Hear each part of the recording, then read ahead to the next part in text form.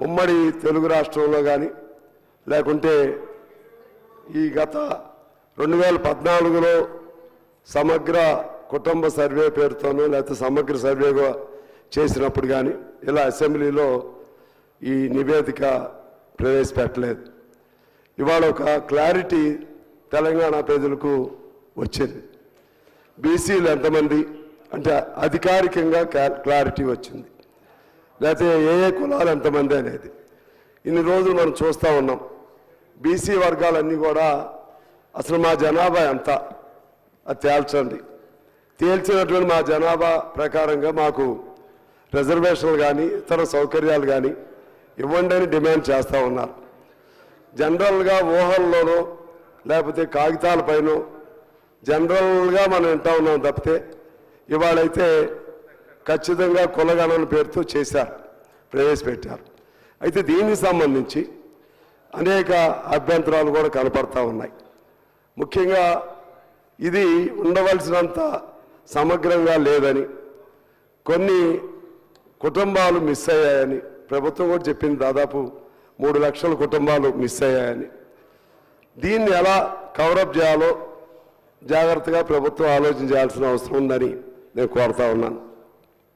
ఎందువల్లంటే ఏ సర్వే కూడా ఇప్పుడు చాలామంది మాట్లాడుతూ చెప్పారు,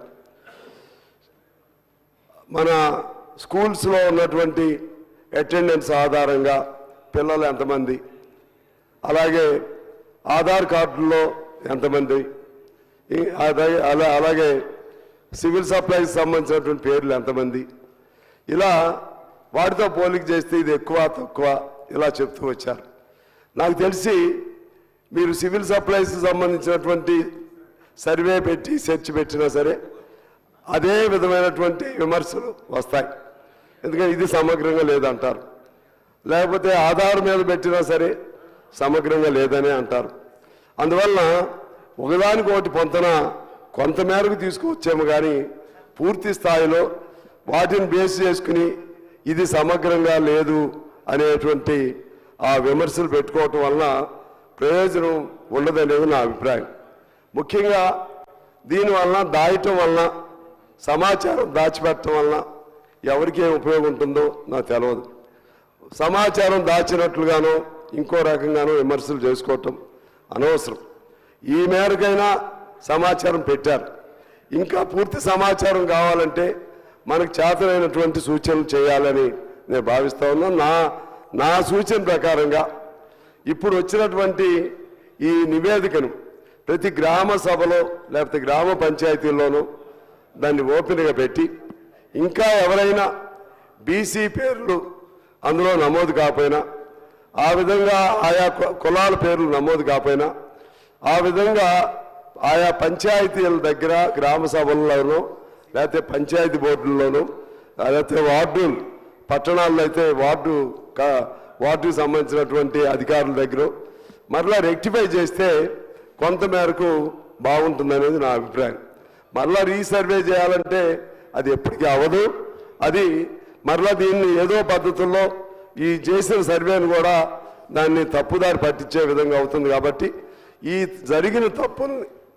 ఒకవేళ జరిగినటువంటి ఎంత పెద్ద ఎవరు చేసినా సరే, ఏ ప్రభుత్వం చేసినా ఇంత పెద్ద సర్వే చేసినప్పుడు కొన్ని అవకతవకలు జరుగుతాయి, లేకపోతే కొన్ని అందుబాటులో ఉండకపోవచ్చు. దీన్ని సరి చేసుకోవడం ఎలా అనేది ఆలోచన చేయాలని నేను మీ ద్వారా ప్రభుత్వాన్ని సూచిస్తున్నాను. అలాగే 2014లో చేసిన సర్వేకి దీనికి ఆ ప్రామాణికత, ఆ పోలికలు అవసరం లేదని నేను భావిస్తున్నాను. 2014లో అది ఒక్క రోజులో చేసింది, ఇది దాదాపు 2.5 నెలల పాటు చేశారు. కాబట్టి కొద్దిగా తేడా ఉంటుంది. ఒక్క రోజులో హడావుడిగా చేసిన సర్వేకు ఇంకొద్ది సమయం తీసుకుని చేసిన సర్వేకు తేడా ఉంటుంది. కాబట్టి ఒకదానితో ఒకటి పోలికలు అవసరం లేదనేది నా అభిప్రాయం. సరే, ఇంత బాగానే ఉంది, ఇవాళ పెట్టారు. పెట్టిన ఉద్దేశం ఏంటి నాకు అర్థం కాలేదు.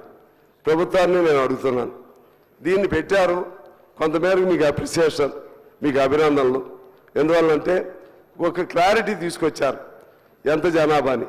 సరే, అందరూ ఊహించినట్టుగా బీసీలు కొద్దిగా తగ్గినట్లుగా ఉంటే దాన్ని సరి చేసుకోండి, మరలా గ్రామ సభల్లో పెట్టి సరి చేసుకోండి. కానీ ఇక్కడ పెట్టిన తర్వాత మీరేం చేయదలుచుకున్నారో చెప్పలేదు. దీని ద్వారా మీరేం చేద్దాం అనుకున్నారు? జనాభాని సూచించారు, ఇంత జనాభాని పెట్టారు. పెట్టిన తర్వాత మీరేం చేస్తారు? అంటే రిజర్వేషన్లు ఇస్తామని పెట్టారా, లేకపోతే వాళ్ళకి సంబంధించినటువంటి ఎస్సీ ఎస్టీ సబ్ ప్లాన్ లాగా, అది కూడా కిరణ్ కుమార్ రెడ్డి గారి కాలంలో ఉత్తమ్ కుమార్ రెడ్డి గారు అందరూ కూడా ఉన్నారు అప్పుడు, దానిలాగా బీసీ సబ్ ప్లాన్ ఏర్పాటు చేస్తామని చెప్పదలుచుకున్నారా? ఏం చేస్తారు అనేది చెప్పలేదు. కేవలం ఇంత మేరకే మీరు చెప్పారు. దాని మీద ప్రభుత్వం క్లారిటీగా ఉండాలని నా కోరిక. ఎందుకంటే ప్రజలందరూ బయట అడుగుతూ ఉన్నారు, బహుశా ఎంత రిజర్వేషన్లు ఫిక్స్ చేస్తారో ఈ అసెంబ్లీలో. మేము కాంగ్రెస్ పార్టీ 42% రిజర్వేషన్లు అని కామారెడ్డిలో చెప్పింది, అది ఇస్తారా? ఇంకా మా జనాభా మేమెంతో మాకంతా అనే నినాదం చేస్తూ ఉన్నారు, ఆ ప్రకారం ఇస్తారా అనేది చాలామంది అడుగుతున్నారు. అందువలన నేను ప్రభుత్వాన్ని కోరేది ఏంటంటే, మీకు కొన్ని ఇబ్బందులు ఉండొచ్చావు, కానీ స్పెసిఫిక్గా ఎంత మేరకు అసలు పెంచుతారా లేదా, మరి ఉన్న రిజర్వేషన్లు అన్నీ ఉన్నాయి, దాన్ని ఎంత మేరకు పెంచదలుచుకున్నారు అదేం చెప్పాలి. ఇది ఈ వేదికని నేను అనుకుంటున్నా. లేదనుకుంటే మరోసారి ఓ సమావేశం పిలిచి దానిలో అయినా స్పష్టత ఇవ్వాలి. లేకపోతే కేవలం కాగితాలకే అది పరిమితం అయితే అది ఉపయోగం ఉండదు.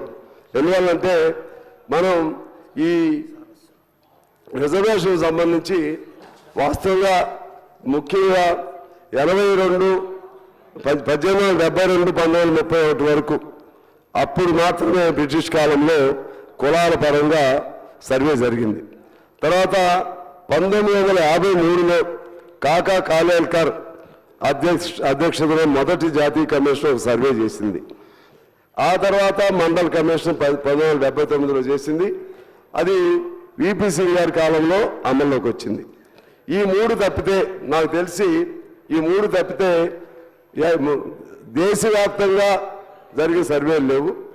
రాష్ట్రాల వారీగా కొంతమంది చేసుకున్నారు.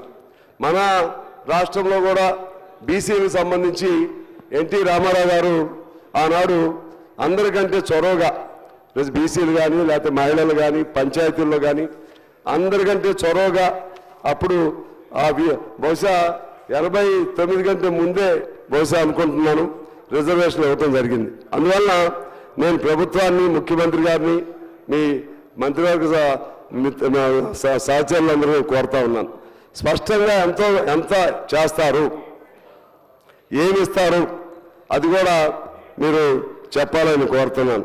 అయితే మీకు ఒక ఇబ్బంది అయితే ఉంటుంది, రాష్ట్రానికి తేడా వస్తుంది. ఒక తమిళనాడులో 70% రిజర్వేషన్లు ఆల్రెడీ ఉన్నాయి, కానీ వాళ్ళ వరకు దాని తర్వాత సుప్రీంకోర్టు ఒక ఆర్డర్ ఇచ్చింది. అంటే అప్పటికి ఆల్రెడీ అవి ఉన్నాయి కాబట్టి ఎగ్జిస్టెన్స్లో వాటి జోలికి వెళ్లకుండా మిగిలిన రాష్ట్రాలకన్నిటికీ 50% రిజర్వేషన్లు దాటడానికి వీలేదని చెప్పి సుప్రీంకోర్టు జడ్జిమెంట్ ఇచ్చింది. మరి ఆ జడ్జిమెంట్కి అనుగుణంగా మీరు చేయాల్సిన అవసరం ఉంటుంది. మరలా ఇక్కడ ప్రజలను సంతృప్తి పరచడం కోసం మేము ఇంత పెట్టామని కోర్టులు అంగీకరించలేదు అనకుండా ప్రాక్టికల్గానే ఆ జడ్జిమెంట్ పరిధి ఇది ఉంది, 50 లోపు ఉంది. ఆ 50 లోపు ప్రకారంగా మీకు కొంత పెంచుతున్నాం. మీరు ఒకవేళ కామారెడ్డిలో 44 అని మీరు అన్నా, మీరు దాన్ని మీ పార్టీలుగా ఉపయోగించుకున్నా, ఇక్కడికి వచ్చేసరికి ప్రభుత్వ పరంగా ఆ జడ్జిమెంట్ పరిధిలోనే మేము ఇంత మేరకు పెంచగలుగుతాం అని ప్రాక్టికల్గా వాస్తవంగా చెప్తే ప్రజలు అర్థం చేసుకుంటారని నా అభిప్రాయం. అలా కాకుండా ఎక్కువని ఇక్కడ పెట్టి తీర్మానం చేసి కేంద్రానికి పంపించినా కూడా అది ఉపయోగం ఉండదని నేను మీకు తెలియజేస్తా ఉన్నాను. అదేవిధంగా ఇవాళ బీసీలకు సంబంధించి ఇందాక అక్బర్ గారు చెప్పినట్లుగా ఇది కొన్ని వందల సంవత్సరాల నుంచి ఈ వివక్షత బీసీలు, ఎస్సీలు, ఎస్టీలు నడుస్తూ ఉంది.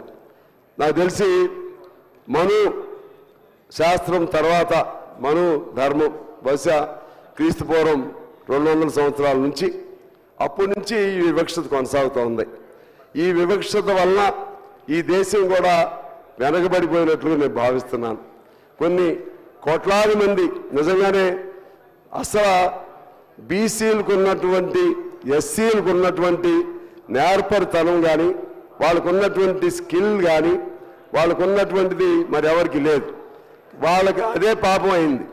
ఇప్పుడు మీరు తీసుకోండి, పద్మశాలి కులాన్ని తీసుకోండి, వాళ్ళు చక్కగా ఒక చీర నేసి అగ్గిపెట్టిలో పెట్టేవాళ్ళు అని చెప్తా ఉంటారు.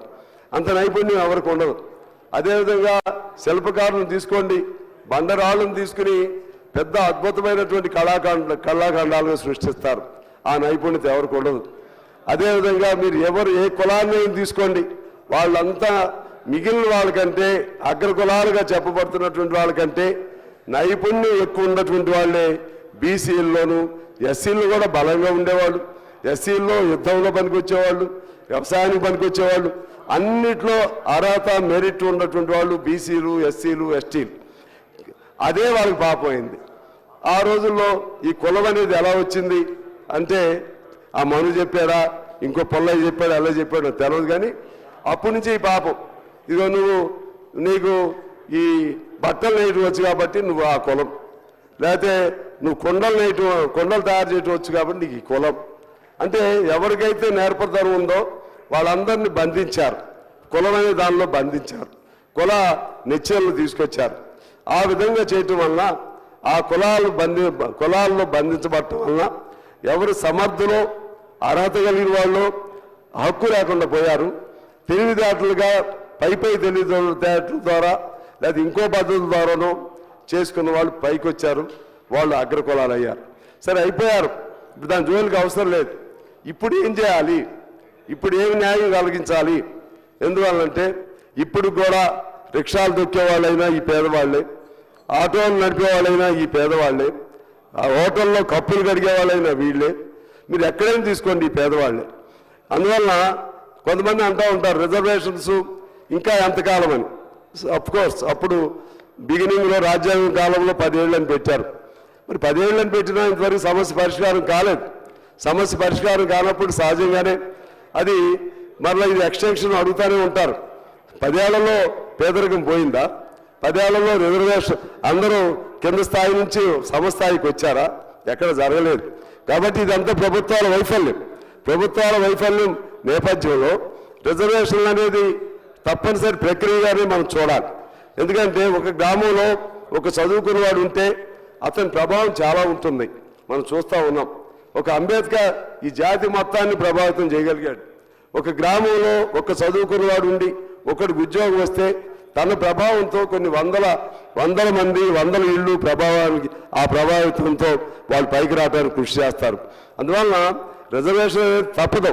అది ఎంతకాలం ఏంటనేది ఈ ప్రభుత్వాలు ఎంతకాలం దీన్ని ముందుకు తీసుకెళ్ళగలుగుతాయి, అభివృద్ధిలో అసమానత లేనటువంటి వ్యవస్థను ఎప్పుడు అందిస్తాయో అప్పటి వరకు ఇది తప్పదు. కానీ ఇదే సమయంలో జనం ఏమైనా ఆశిస్తున్నారంటే మాకు రిజర్వేషన్లు వస్తే మాకు ఏదో ఉద్యోగాలు వస్తాయని ఆశిస్తున్నారు. నేనేం అనుకోవట్లేదు. వస్తే ఒక ఉద్యోగం వచ్చినా సంతోషమే, దాన్నే నేను తప్పు పట్టను. కానీ జనం ఊహించుకున్నంత వారు ఆశించినంత ఎత్తుగా ఈ రిజర్వేషన్ వల్ల లాభం ఉండదనేది నాకు అర్థమైపోయింది. ఎందుకు అర్థమైందంటే దానికి వ్యతిరేకంగా నేను చెప్పట్లేదు, ఉండాల్సిందే. ఎందుకని అడుగుతున్నానంటే ఇవాళ ప్రభుత్వ రంగంలో ఉద్యోగాలు లేవు. ఇది you can take it for granted. ప్రభుత్వంలో కొత్త ఉద్యోగాలు లేవు, ఏదో కొన్ని ఇస్తున్నారు. అది చాలదు కదా ఈ కోట్ల జనాభాలో. ఎందుకనంటే మీరు దాదాపు 2 కోట్ల మంది సార్ ఉత్తమ్ కుమార్ గారు 2 కోట్ల మందో లేకపోతే 1,90,00,000 మందో అవుట్ సోర్సింగ్ కాంట్రాక్ట్ కార్మికులు ఇటువంటి వాళ్ళు ఉన్నారు. ఒకటి జీతంతో 5గురికి 6గురికి ఉద్యోగాలు పెడుతున్నారు. మరి అన్ని ప్రభుత్వం మామూలుగా అయితే ప్రభుత్వంలో తీసుకోవాలి. మరి వాళ్ళకి రిజర్వేషన్లు ఉంటాయా? వాడికి ఇచ్చేది 9,000 10,000. ఇందాక సీతక్క గారితో నేను చెప్పాను, పంచాయతీలో కొన్ని ఆదాయం ఉన్న పంచాయతీలు వాళ్ళు 9,000 మరీ అట్లాగని చెప్పి 12,000 13,000 ఇస్తున్నారు. మా పంచాయతీలో అట్లా ఇప్పించా.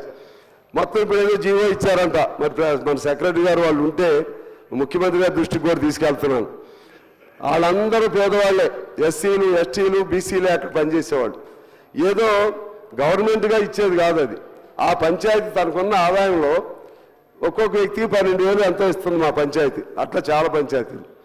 అందరికీ 9,000 ఇస్తున్నారు కాబట్టి వీళ్ళకి ఎక్స్ట్రా ఎందుకు ఇస్తున్నారు అని అందరూ సమానంగా చేయాలి అని ఆ జీతాలు తగ్గించారని చెప్పి ఇవాళ చాలామంది సమ్మెల్లోకి వెళ్ళారు. చాలామంది సమ్మె చేస్తున్నారు. నేను నిన్న ఊరెడితే కొత్తగూడెం వెళ్తే అంతా నా దగ్గరికి వచ్చారు. సమ్మె ఎందుకు చేస్తున్నారా అంటే మా జీతాలు పెంచట్లేదు అడగడానికి వచ్చారనుకున్నా, మాకు ఇస్తున్న దాన్ని తగ్గించారని చెప్పి చెప్తున్నారు అధ్యక్ష.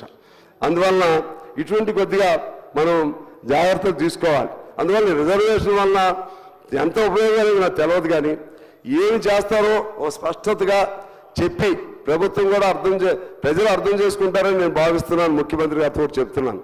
ఎందుకంటే మీకు సాధ్యం కాంది మీరు చేస్తామని చెప్పినా 2 రోజులు మురిపించినా ఎవరినైనా మభ్యపెట్టాలని ఎవరు ఏ ప్రభుత్వం చేసినా శాశ్వతంగా కుదరదు. ప్రజలు అర్థం చేసుకుంటారు. ఎందువల్ల మేము ఇవాళ 40% ఇచ్చేస్తామని చెప్పినా మీరు పార్టీగా అన్నారు, సంతోషం. పార్టీలో 44%. ప్రభుత్వం సాధ్యం కాదు. ఎందువల్లంటే అన్ని చోట్ల కోట్లు కొట్టేస్తా ఉన్నాయి.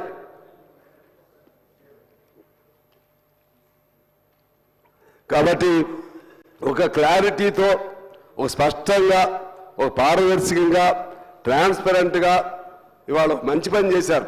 For that I appreciate this your government. ఎందుకంటే ఎవరు కూడా as per my knowledge is concerned until now in especially in Telugu speaking states never introduced any kind of cash census in the assembly. You have done that one. For that I appreciate you. ఎందుకంటే 2014లో కూడా at that time I was not a member of this house. 2014 అప్పుడు చేశారు ఒక రోజులో. అది పెట్టారో లేదో నాకు తెలియదు. మరి ఇక్కడ కనీసం అది పెట్టారో లేదో తెలియదు. పెట్టుంటే సంతోషమే. మరి ఎవరు పెట్టలేదు, మీరు పెట్టారు, చేశారు. With good intention you have done this much, but ultimate result what I want is what kind of intention you have in your mind in introducing the bill here, introducing the statement or report here. So you should have some idea, some whatever you want to do, some plan. Without having a plan, without having to do something like that, if you simply introducing this bill here doesn't serve the purpose, sir. అందుకని repeatedly I tell you, ఎట్లా కొట్టా మీరు ఏం చేస్తారో అది ఇప్పుడు కాకపోతే ఇప్పుడు ఇమీడియట్ చేయలేకపోయినా ఏం చేయగలుగుతారో చెప్తే సంతోషమని నేను భావిస్తున్నాను. ఈ పిల్లల్ని ముఖ్యంగా ఎక్కువగా బీసీలు ఉన్నటువంటి పనిచేస్తున్నటువంటి అవుట్ సోర్సింగ్ ఇటువంటి వాళ్ళపైన కనికరం చూపెట్టండి. వాళ్ళకి జీవోలు కొన్ని ఉన్నాయి. ఆ జీవోలను అమలు చేయడానికి ప్రయత్నం చేస్తే at least such GOs are implement they get minimum wage. Minimum wage అనేది అది కూడా ఒక ఉద్యోగస్తుడికి ఇచ్చే దాంతో ఇస్తున్నారు అధ్యక్ష. ఈ విధంగా కొన్ని అంశాలన్నింటిలోనూ నేను ఇంకా చివరి వరకు వెళ్ళలేను. నాకు కూడా I'm also not feeling well. ముఖ్యంగా మన తెలంగాణలో ఈ కుల వివక్ష దీనివల్ల జరుగుతున్నటువంటి ఇబ్బందులకి మీరు ఓపెన్నెస్ వలన, ఓపెన్గా ఉండటం వలన, ఎందువల్లంటే చాలామంది బీసీలు అన్ని పార్టీల్లో ఉన్నారు. ఆ ఓపెన్గా ఉండటం వలన వాళ్ళకి మరింత సంతోషం ఉంటుందని నేను తెలియజేస్తూ నేను మరొకసారి ఐ రిక్వెస్ట్ అవర్ సీఎం గారు and other ministers to come to A decision, to come to A declaration saying that we provide this much in such a way. I request you to come to a proposal. Thank you, sir. Minister garu. Speaker garu, 2 minutes, I'll finish it.